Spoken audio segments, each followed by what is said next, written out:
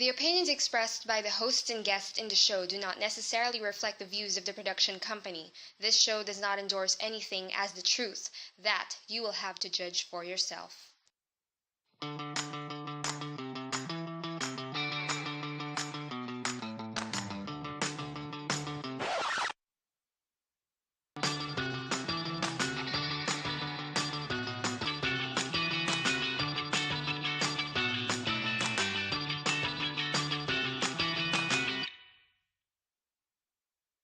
Valuing opinions from all perspectives. Sparking powerful and intelligent discussions. Today, we will hear and discover two different sides of a story.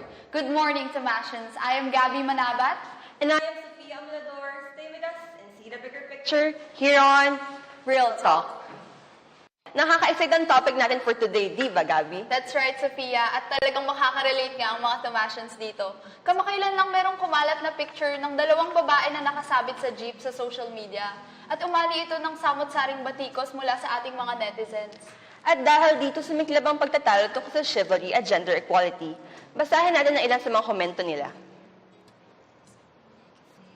According to Top Gear Philippines, we don't wish to argue with anyone about chivalry or gender equality.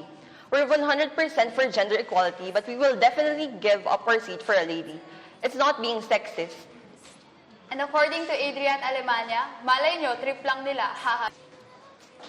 Nauso talaga ngayon ng mga gender-sensitive and equality issues. Pero noon pa man, madalas na nating marinig ang statement na chivalry is dead. At mas madalas ating isinisisi ito sa mga kalalakihan. Para sa'yo, Gabby, chivalry is dead na nga ba talaga? I think hindi pa naman siguro totally dead ang chivalry. Because I think, and I know na meron pa rin mga gentlemen sa Philippines ngayon. Pero siguro sa society kasi natin ngayon, dahil ang dami ng pinaglalaban about gender equality na bakit nga ba sa lalaki lang expected ang chivalry and bakit sa babae hindi? Nako, malalaman natin ang mga sagot dyan ngayon dito sa Real Talk. Mapapakinggan natin ang iba-ibang opinions about sa topic na ito. And sa tingin ko, marami ng curious kung sino ang guest natin for today, kaya ipakilala natin sila. From the College of Science and Vice President of Lingkod ERUST, Ms. Jan Angela Conda. And from the Faculty of Arts and Letters and Automation Debaters Council member, Mr. Jacob Basilio. Good morning po sa inyo, and thank you for joining us in today's Real Talk. So simulan na natin ang usapan. Sa public transportations in this modern day and age of gender equality, what is chivalry and do you consider it dead, Ms. Angela? Oh, for me, it's dead already. Pero, kasi for me, men and women are equal. So, di ba, chivalry to show courtesy. So, hindi lang naman men yung pwedeng gumawa ng chivalry. Pwede rin naman babae. And politeness doesn't have gender. So, ba't kailangan natin mag-impose ng, ng gender pagdating sa chivalry? So, ayun. And your stand about this, Mr. Basilio? First, I want to establish what chivalry is. Chivalry in itself means that an act of love, kindness, and respect towards women. So to say na chivalry is dead is very wrong in its aspect because I can attest to myself that chivalry is not dead because I still do courteous acts and kindness, politeness towards women, especially in LRT or buses. So that being said, it is a concept. Concept that makes us move and makes us do things, especially towards women. So chivalry is never dead. We respect that. And your stand about his opinion, Ms. Conda? Kasi pag sinabi mong hindi lahat ng tao may nagre-respect or sumusunod dun sa chivalry, masasabi mong dead, diba? For me, Kasi kung lahat tayo, kung lahat ng lalaki, ganun, yun yung chivalry talaga. Kung isa dyan, sige, chivalry to show respect, love, hindi naman yun nawawala sa mga lalaki. Pero yung act na ganun, hindi mo naman hindi mo mai-impose sa lahat ng lalaki na gawin yun. Kasi meron naman silang freedom di ba? Pero, ayun, hindi naman na-measure ng pag-show ng respect mo sa babae ng chivalry. Kasi maraming ways to show respect sa babae. So, yun. Can you comment on that, Mr. Basilio? Kasi I think na yung chivalry na sinasabi ni Ms. Jan is very subjective to all people. So meron tayong different expectations, meron tayong different na tinitignan kung paano natin malalaman kung ano yung chivalry. Maybe sa perspective niya, yung chivalry hindi nakikita sa pagbibigay ng seats sa ibang tao. Pero at the end of the day, yung pagrespeto sa babae, pagrespeto, pagpakita ng kindness. So I think pa rin yung chivalry hindi mamamatay. Kasi at the first place, wala namang statistical evidence na nagsasabi na patay ng chivalry. And well, you can see na wala ring statistical evidence to say na buhay pa ang chivalry. Well, at least for me, as I said, alam kong may chivalry kasi gagawa pa rin ako ng courteous acts or any act that would respect women, that will show them dignity and love. So that's my stand. Magkaiba talaga ang stand nila sa chivalry, ano? Now that we have heard what their stands are, why don't we pause for a while? Let's allow our viewers to absorb those sentiments. Mas magiging intense pa ang discussions natin sa pagbabalik ng Real Talk. Welcome back to Real Talk. So kanina before the break, pinisenta na ng ating mga guests from different sides ang kanilang stands and arguments regarding chivalry today. And para mapakita sa ating mga audience at guests kung na-observe pa ba ito sa ating society, nag-conduct ang aming team ng experiment. Let us all watch this video.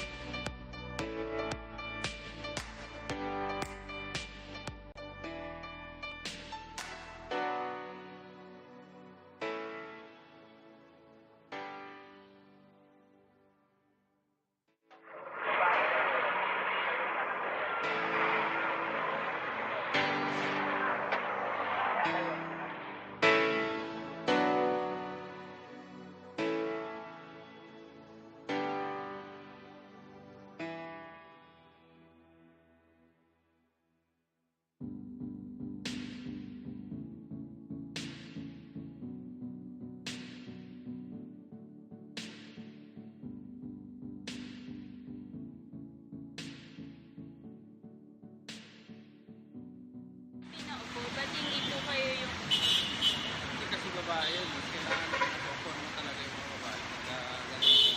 Pagka ganun kita ng mga agad.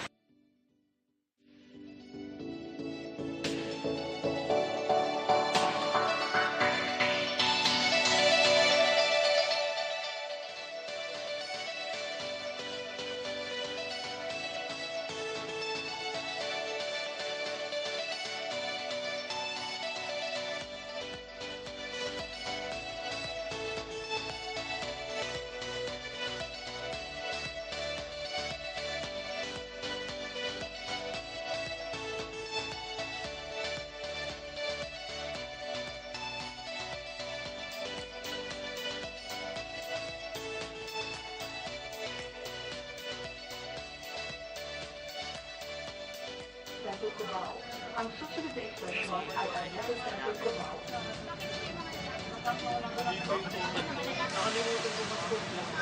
Kasi mas gentle kautan na yan natin ng Pilipino.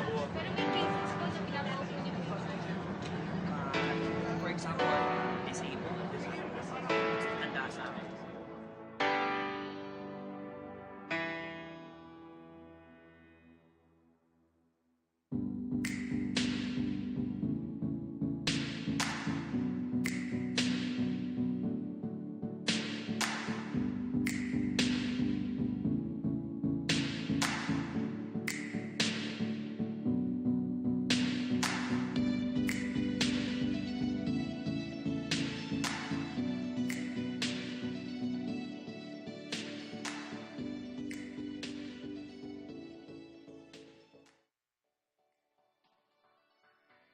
Talagang nagbago na rin ang society natin. Sa babae man or sa lalaki, kaunti na lang nagpapakita ng chivalry. Depende rin sa gender ng tao kung papaupuin ba o hindi. As students na mapapasok sa USC araw-araw, na-experience na din natin na makapagsiksikan sa LRT at bus, lalo na tuwing rush hour. Isang Tomasian commuter ang nagbahagi ng kanyang kwento with us dito sa Real Talk. Let's watch this. I'm Ezra-D and I think chivalry is not dead. Yes, I ride public transportations, such as yung LRT, pinaka-classic sa ating mga estudyante yan. And syempre, hindi rin may iwasan mag-jeep. At saka yung tricycle papunta dito sa UST, tapos pabalik ng LRT stations. I ride public transportations every day, back and forth yan. Mula uuwi ako from Eastwood, papunta dito sa UST, tapos naabutan ko na rin ng rush hour, especially pag morning. Sobrang hirap sumakay.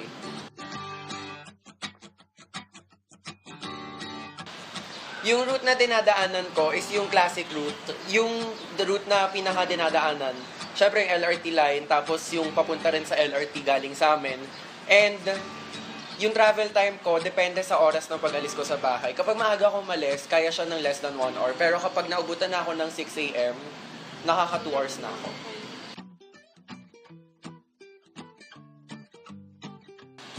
Nakaranas na ako magpaupo. Pero paupuin, never. Nisip ko kasi, mas kaya ko naman tumayo. Tapos mas kailangan nung, sabihin natin si nanay, may kasamang bata or maraming dala. No. In fact, nahulog na ako sa jeep at na-aksidente dahil siya. Siyempre, super thankful kasi pagod ako nun kung sakali. If ever. If ever. Very thankful.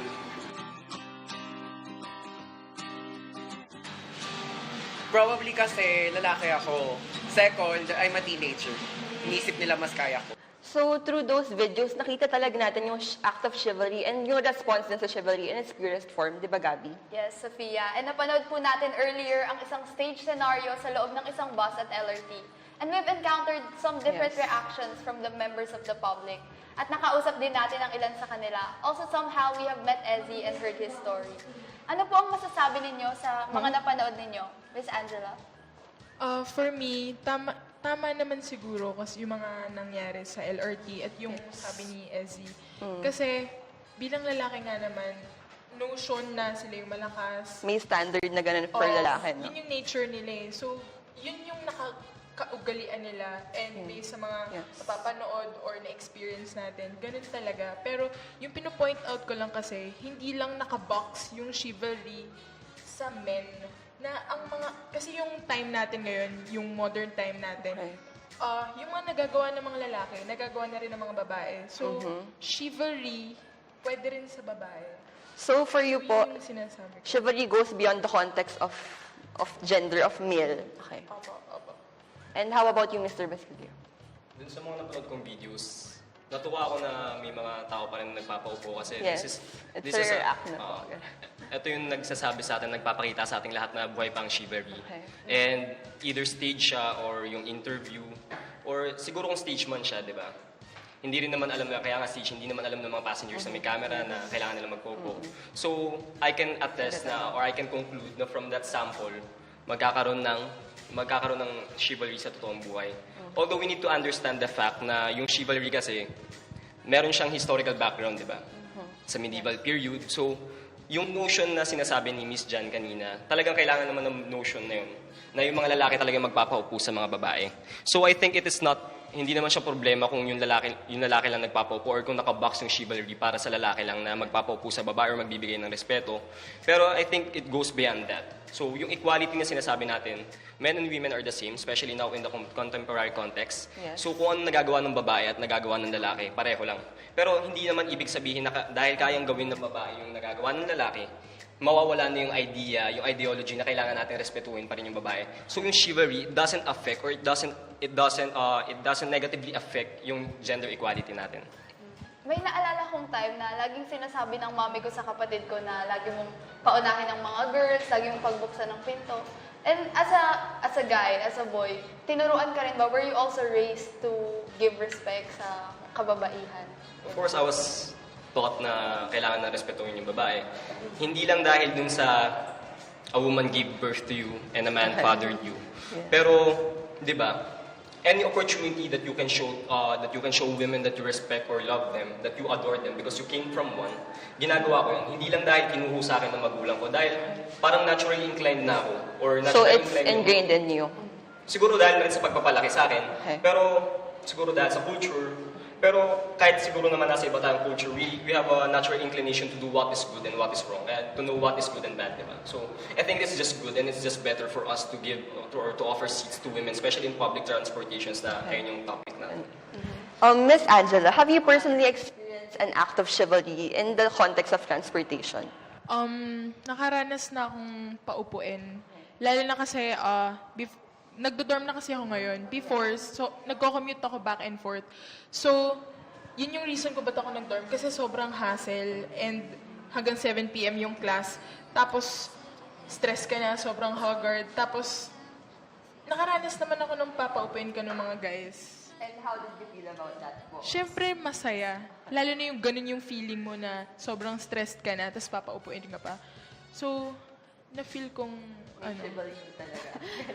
Oo, pero ang sinasabi ko lang kanina, men and women are equal. Hindi lang naman yung chivalry. Oo, yung chivalry, idea siya before and kailangan ongoing hanggang ngayon. Pero sinasabi ko lang na yung chivalry, kaya rin gawin ng babae. Pero kasi tingnan mo, kung pupunta ka sa LRT, di ba? Halos karamihan nga ng nakaupo, lalaki, di ba? So, parang masasabi ko kasi, pagkita mo dun sa picture na yun, na parang, ano na nangyari? Yun kasi yung masasabi mo, yun yung unang tumatak sa isip mo eh. Hindi mo masasabi na, siguro, chivalry, yung ibang lalaki, gano'n, yung ibang lalaki, hindi. Yes. So, unang tumatak sa isip ko, siguro nga, marami nagbabago, ganyan-ganyan. So, ayun. Yun lang naman. And Jacob, if ikaw yung nasa situation, papaupuin mo ba yung person regardless of his or her gender kung nag-struggle siya? Of course, di ba, una mo naman titignan na sa human person, meron naman tayong moral standards, di ba? Kung sino yung papaupuin, kung sino hindi papaupuin. Pero kung paglalagay na natin yung context and ideology of chivalry, siguro lagi natin papaupuin yung mga babae, regardless age, regardless kung buntis siya, or nag-struggle siya, pilay siya, di ba? Kahit ano mangyari, kung babae yung nasa harapan mo, kailangan mo siyang paupuin. Kasi it's just natural for men to act. Kasi based nga siya sa historical analysis na sinabi ko kanina na going back to medieval times. So yung na-experience ni Miss Jan kanina na pinaupo siya, di ba? That is an act of chivalry. Pero yung ina-expect ng lalaki na magkakaroon ng act of chivalry from women towards men, hindi naman namin ina-expect yun. Kasi naturally and historically, sinasabi nga natin na it goes back to medieval times na ngayon nagkaroon na tayo ng culture na ang lalaki ang nagpapaupo sa mga babae. So you're saying that on behalf of men, hindi nyo ina-expect from women na maging chivalrous sila towards men? Yes, we're not expecting.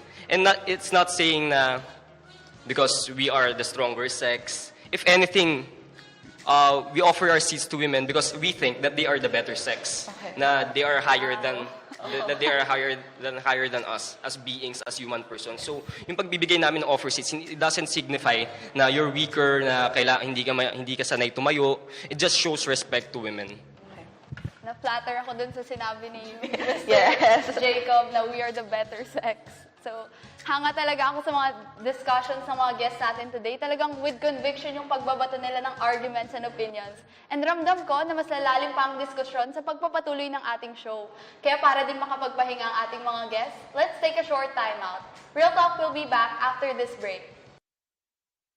And now we're back. Ngayon naman, para mas ma-educate ang ating audience about sa modern perception ng chivalry, nakipagpanayam ang aming team sa isang sociology expert. Let us all watch this. Well, the definition of chivalry, kung babalikan natin siya, it has started with the medieval ages. Well, some of the perspectives that it started with the medieval ages, but more of it is actually a behavior and attitude whereas men gives respect to people of their class and even of the lower classes. The tradition of chivalry started with the medieval ages, where knights or with men would like to become knights, and being a knight is considered as a status, an increase in status ko, being powerful, being respectful, being a respected person as well.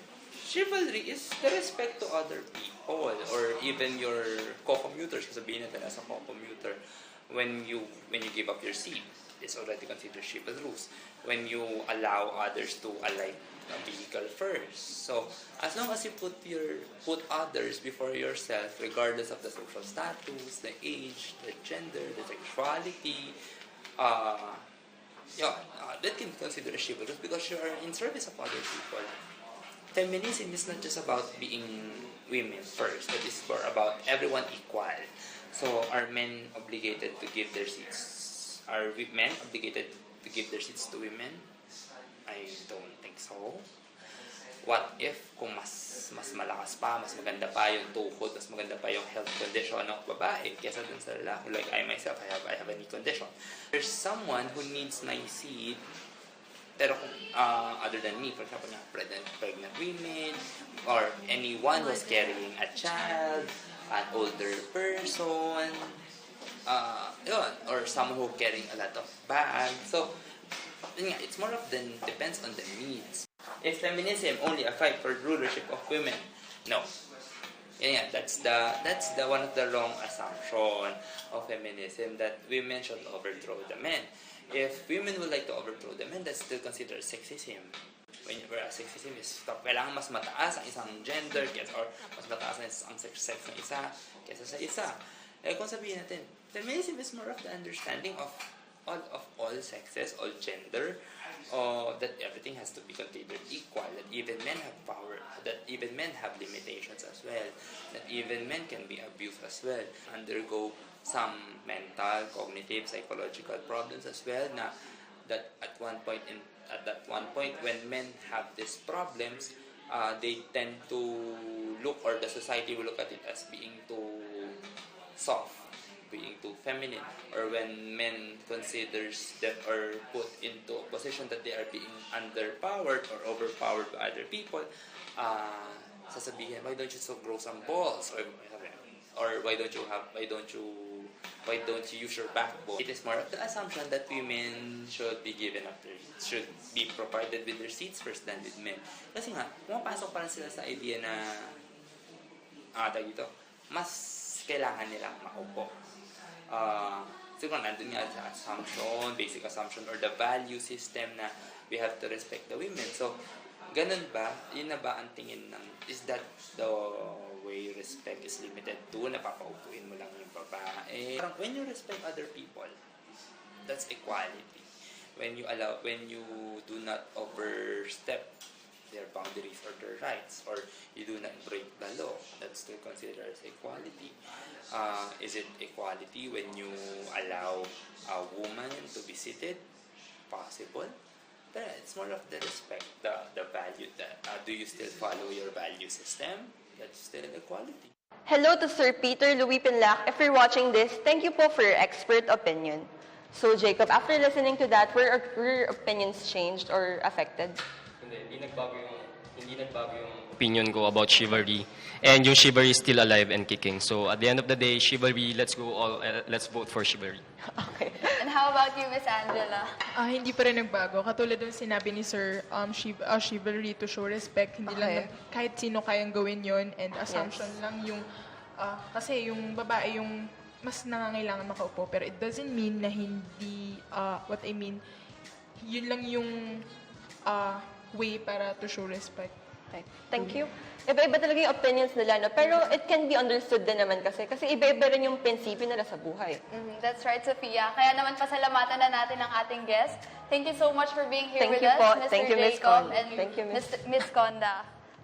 And now that you have heard what they had to say, it's your turn to voice out your opinions. Tweet at Eximius Prod using the hashtag #paupo naman. This has been Sophia Amolador and Gabby Manabat. Join us again next week for another round of powerful and intelligent dialogues here on Real Talk.